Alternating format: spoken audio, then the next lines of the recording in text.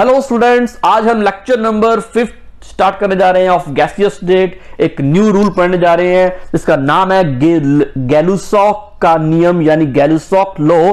आज हम डिस्कस करने जा रहे हैं जो आपकी स्क्रीन पे आ रहा है। शाबाश बच्चों, सारे बच्चे क्लास के अंदर आ जाओ फटाफट। BSc BEd first year and BSc first year medical and non medical student, सारे बच्चे क्लास के अंदर आ जाओ। आज एक मोस्ट इंपोर्टेंट रूल करने जा रहे हैं। हम लॉ पढ़ रहे थे, कौन से लॉ पढ़ रहे थे? गैसेस लॉ पढ़ रहे थे। एक लॉ और पेंडिंग रह गया, गे-लुसैक लॉ। आज हम करने जा रहे हैं बच्चों। गे-लुसैक लॉ क्या कहता है कि मान लीजिए कोई भी एक गैस सिलेंडर है, मैं इसको एक एज ए गैस सिलेंडर मानता हूं। ये गैस सिलेंडर है और इसके ऊपर क्या लगा हुआ? पिस्टन लगा हुआ, पिस्टन है ना, पिस्टन लगा हुआ है। एक सिलेंडर ऐसा लेता हूं जिसके ऊपर क्या हुआ है कि वो पूरा का पूरा पैक है, पूरा का पूरा पैक है ना। मैंने क्या किया, इसके अंदर गैस भरी हुई है, गैस है ना, गैस भरी हुई, गैस के मॉलिक्यूल सर्वाइव करें। इसके अंदर भी क्या भरी हुई है? इसके अंदर भी गैस फिलअप है। और नीचे से मैंने क्या किया, हीट देनी स्टार्ट कर दी। नीचे से मैंने क्या किया, हीट देनी स्टार्ट कर दी, यहां से भी, यहां से भी। वी नो दैट होगा क्या कि ये जो गैस के मॉलिक्यूल्स है ये हीट से एनर्जी गेन करेंगे और इन गैस के पार्टिकल्स में, गैस के कणों के अंदर कौन सी एनर्जी आ जाएगी? काइनेटिक एनर्जी आ जाएगी। और ड्यू टू काइनेटिक एनर्जी, जिसको बोलते हैं गतिज ऊर्जा, ये मॉलिक्यूल्स, ये पार्टिकल्स, ये कण इधर उधर जाना स्टार्ट करेंगे, रैंडमली मूव करना शुरू कर देंगे जिगजैग फॉर्म में। रैंडमली मतलब होता है कि अस्त व्यस्त रूप से ये गति करना शुरू कर देंगे, कोई इधर भागेगा, कोई इधर भागेगा। और ये गैस के पार्टिकल्स में क्या आ जाएगी? एक काइनेटिक ऊर्जा यानी गतिज ऊर्जा आ जाएगी, जिसके कारण इसके अंदर एक प्रेशर जनरेट होगा जिसको बोला जाएगा pressure of gas, pressure of gas. और ये प्रेशर ऑफ गैस कहां लगेगा? इस पिस्टन की वॉल्स पे, इस पिस्टन की दीवारों पे लगेगा और जिससे पिस्टन ऊपर की तरफ उठना शुरू हो जाएगा। इसका मतलब टेम्परेचर बढ़ाने पर प्रेशर इंक्रीज होता है और प्रेशर इंक्रीज होने पर इसके वॉल्यूम में चेंज आता है, वॉल्यूम में परिवर्तन आता है, आयतन में परिवर्तन आता है ना। अब हुआ क्या कि गे-लुसैक जो था ना, ऊपर बच्चों यहां पर हेडिंग जरूर आ रही है एवोगैड्रो, एवोगैड्रो नियम बाद में पढ़ेंगे, अपने एवोगैड्रो नियम बाद में करेंगे, पहले हम पढ़ने गे-लुसैक लॉ। गे-लुसैक ने क्या देखा, ऑब्जर्व किया, इसका फिजिकल सिग्निफिकेंस क्या बनता है। वो एक्चुअली में जो लॉ बने हैं ना बच्चों, सारे के सारे नेचुरल फिनोमेना के ऊपर बेस्ड हैं, सारे के सारे प्राकृतिक अवधारणाओं, घटनाओं एंड नेचुरल इंसिडेंट पर बेस्ड हैं बच्चों। मेरी बात समझ में आ रही है? अभी समझ में आएगी, कोई बात नहीं। तो एक ऐसा सिलेंडर लिया जिसपे ऊपर पिस्टन ही लगा हुआ है, मतलब पिस्टन का मतलब होता है जो मूवेबल, जिसको बोलते हैं ढक्कन बोल दो आप, कवर बोल दो, जो कि मूवेबल है। जैसे जैसे प्रेशर जनरेट होगा ये पिस्टन ऊपर की तरफ जाना शुरू कर देगा। पिस्टन ऊपर की तरफ जा रहा है मतलब वॉल्यूम में चेंज आ रहा है, मतलब आयतन में परिवर्तन आ रहा है, आयतन में परिवर्तन आ रहा है। इसका मतलब अब मैं क्या कर रहा हूं, मैं ऐसा सिलेंडर ले रहा हूं जिसके ऊपर पिस्टन जो है मूवेबल नहीं है, पिस्टन है ही नहीं, ये पूरा पैक सिलेंडर है, पूरा का पूरा टाइटली पैक है। अब मैं क्या कर रहा हूं, यहां से क्या कर रहा हूं, हीट दे रहा हूं। क्यों हीट दे रहा हूं? जिससे क्या हुआ कि इन मॉलिक्यूल्स में काइनेटिक एनर्जी आ गई और ये मॉलिक्यूल रैंडमली मूव करने लगे। नो डाउट इस मॉलिक्यूल में जब काइनेटिक एनर्जी आएगी तो ये रैंडमली मूव करेंगे।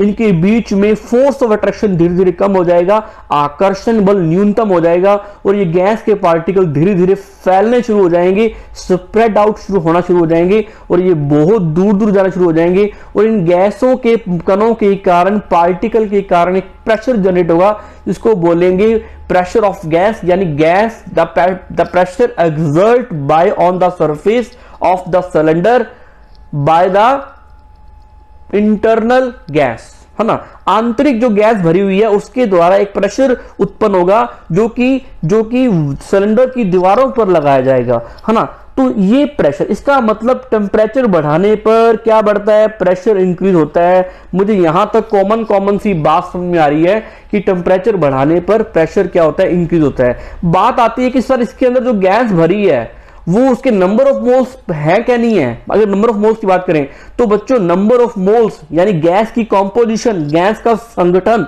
वो तो फिक्स है ना, वो तो मैंने चेंज किया ही नहीं। मैंने गैस इतनी ली, गैस उतनी रहेगी ना, तो गैस की अमाउंट जो है फिक्स रहेगी। तो नियम क्या बन के आ रहा है, लो क्या बन के आ रहा है? सर ये नो तो आपने करवाया हुआ ही, आप दोबारा बार रिपीट क्यों करवा रहे हो? इसका एक कारण है, रीजन है, बता रहा हूं आपको मैं, कि एक नियम क्या निकल गया कि फिक्स अमाउंट ऑफ गैस, यानी यानी निश्चित मात्रा, गैस की निश्चित मात्रा, फिक्स अमाउंट ऑफ गैस, पहली बात।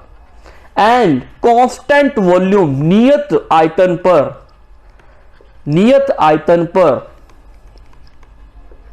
नियत आयतन पर जो गैस का प्रेशर है, pressure of gas is the directly proportional to the temperature, यानी एब्सोल्यूट टेम्परेचर, यानी केल्विन तापमान के समानुपाती होता है, परम ताप के समानुपाती होता है गैस के द्वारा लगाया गया दाब।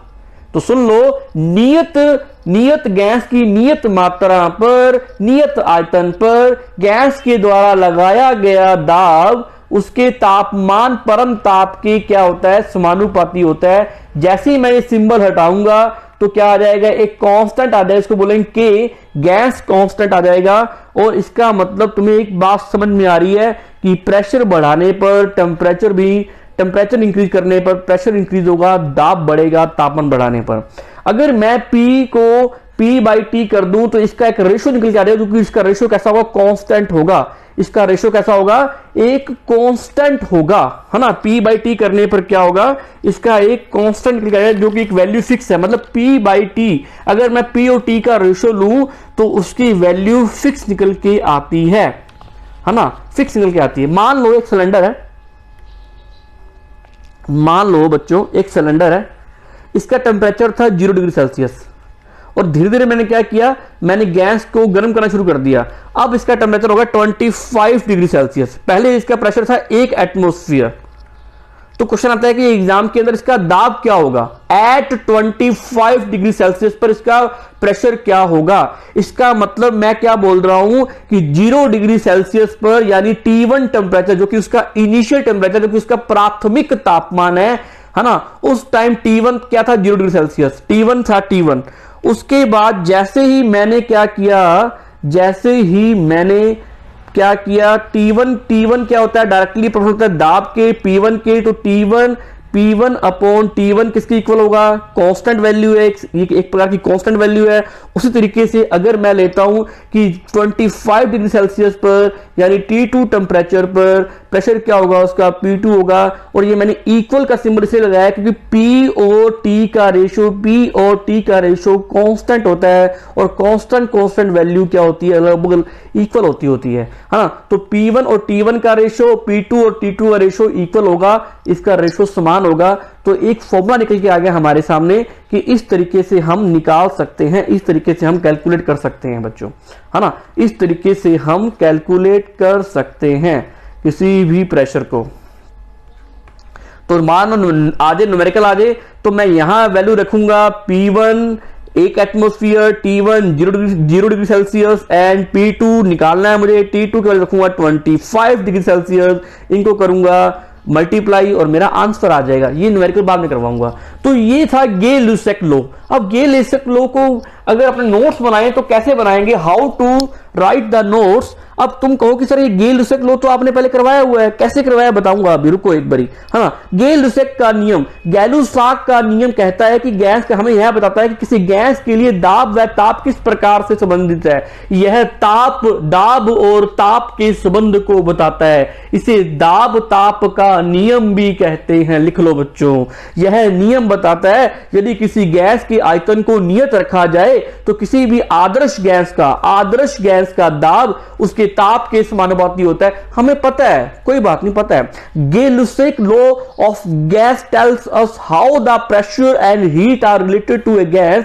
This law states that if the volume of any gas is kept constant, the pressure of any ideal gas is directly proportional to its temperature. बिल्कुल सिंपल सी बात है कि अगर आपने उसका वॉल्यूम कांस्टेंट रखा है, ये बात बताई थी गैलुसाक ने कि उसका वॉल्यूम कांस्टेंट कर दो तो जो आप टेम्परेचर दोगे वो सारा का सारा डायरेक्टली इक्वल होगा प्रेशर के, जो भी आप हीट दे रहे हो। बच्चों मेरी बात समझ पा रहे हो क्या? तो मेरी बात समझ पा रहे हो कि जो मैंने हीट दी है, ये वाला जो ओपन सिस्टम था, ये देखो एक पिस्टन लगा हुआ है, मैंने यहां जो हीट दे रहा हूं, ये हीट पूरी की पूरी कन्वर्ट हो रही है किसमें? प्रेशर एक्सर्ट करने में, प्रेशर इंक्रीज करने में। मतलब जो टेम्परेचर आप दे रहे हो वो पूरा का पूरा चेंज हो रहा है प्रेशर को इंक्रीज करने में, और वो प्रेशर ही इंक्रीज कर रहा है, उससे वॉल्यूम में चेंज नहीं आ रहा। क्योंकि वॉल्यूम में चेंज इसलिए आ रहा क्योंकि वॉल्यूम पूरा मैंने पैक्ड सिलेंडर लिया है, मैंने पूरा टाइटली पैक्ड सिलेंडर लिया है मैंने। मेरी बात समझ में आई बच्चों? तो इसलिए मैं तुम्हें समझा रहा हूं कि ये डेफिनेशन बनती है। अगर और अनदर ये देखें, डेफिनेशन देखें कि अपने और देखें इसके बारे में कि according to Gay Lussac law suppose that initial temperature as an ideal gas is P1, बिल्कुल P1 अभी किया है, the final pressure is the P2, बिल्कुल P2, and initial temperature is the T1 and the final temperature is T2। माना किसी आदर्श gas का प्रारंभिक दाब P1 है, अंतिम दाब P2 है एंड T1 है एंड उसका अंतिम ताप T2 है, तो आदर्श गैस के ताप व दाब के संबंध को नियमा अनुसार निम्न प्रकार दर्शाते हैं। तो सपोज दैट क्या आएगा, P1 upon T1 is equal to T2 upon P2। ये आ जाएगा, एक रिलेशन निकल के आ जाएगा अपना कि ये एक P1 upon T1 and T2 upon P1 दोनों की वैल्यू कांस्टेंट है, ये दोनों की दोनों वैल्यू कांस्टेंट की इक्वल होती है, नियर की इक्वल होती है। ये हमारा एक रेशो का रिलेशन निकल के आता है डिफरेंट टेम्परेचर का, डिफरेंट प्रेशर्स का, और आपको कैलकुलेशन करनी इजी हो जाती है। नोट कर लो बच्चों, अगर हम ग्राफ ड्रॉ करें, यदि किसी आदर्श गैस के लिए आयतन को नियत रख करके हम यदि ग्राफ बनाएं तो कैसा ग्राफ बन करके आएगा कि एट प्रेशर एंड टेम्परेचर दोनों के दोनों वेरिएबल्स है, इसके बीच में अगर ग्राफ ड्रॉ करें तो कैसा बन करके आएगा कि इस पॉइंट पे ये ग्राफ निकल के आ रहा है अपना, और इस पॉइंट पे ये ग्राफ निकल के आ रहा है, इस पॉइंट पे ये ग्राफ निकल के आ रहा है, इस पॉइंट पे ये ग्राफ निकल के आ रहा है। तो बच्चों इस पे अगर मान लो मैं बोल दूं ये 100 केल्विन, ये 100 केल्विन है, ये 200 केल्विन है, ये 300 केल्विन है, ये 400 केल्विन है, और यहां पर मैं केल्विन में, और ये 1 एटमॉस्फेयर, 2 एटमॉस्फेयर, 3 एटमॉस्फेयर, 4, ये एटीएम में ले रहा हूं प्रेशर में, और टेम्परेचर ले रहा हूं मैं केल्विन में ले रहा हूं। तो अगर मैं ग्राफ ड्रॉ करता हूं तो जैसे जैसे टेम्परेचर बढ़ाता जाऊंगा इस पॉइंट पे, तो उसका क्या होगा, उसका प्रेशर भी इंक्रीज होता जाएगा। अगर मैं वॉल्यूम चेंज कर दूं, ये वॉल्यूम V1 बनेगा, ये वॉल्यूम V2 बनेगा, ये वॉल्यूम V3 बनेगा, ये वॉल्यूम V4 बनेगा, ये वॉल्यूम V5 बनेगा।